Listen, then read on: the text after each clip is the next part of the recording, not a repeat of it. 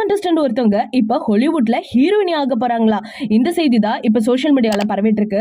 அது யாரு என்ன அப்படிங்கறத பத்தி இந்த வீடியோல நம்ம இப்போ தெளிவா பார்க்கலாம்.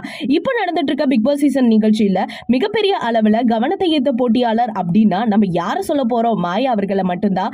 சோ விக்ரம், லியோ இந்த மாதிரி படத்துல எல்லாம் அவங்க சின்ன சின்ன ரோல்ல நடிச்சாலும் எல்லாமே ரொம்பவே நச்சுன்னு இருக்கும்.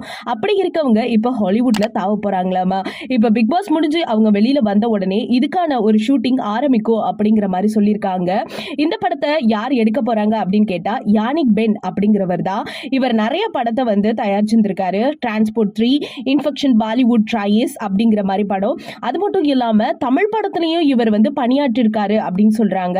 சிவகார்த்திகேயன் படமான மாவீரன்ல, அதே மாதிரி சமந்தா நடிச்ச யசோதா படத்துல வந்து இவர் சண்டை பயிற்சி இயக்குனரா இருந்திருக்காரு.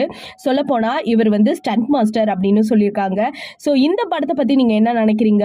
மாயா ஹீரோயினியா நடிக்க போறத பத்தி உங்க கருத்துக்களை மறக்காம நம்ம கமெண்ட் செக்ஷன்ல ஷேர் பண்ணிக்கோங்க. இது போல பல வீடியோஸை பார்க்க நம்ம சேனலை சப்ஸ்கிரைப் பண்ணி வச்சுக்கோங்க.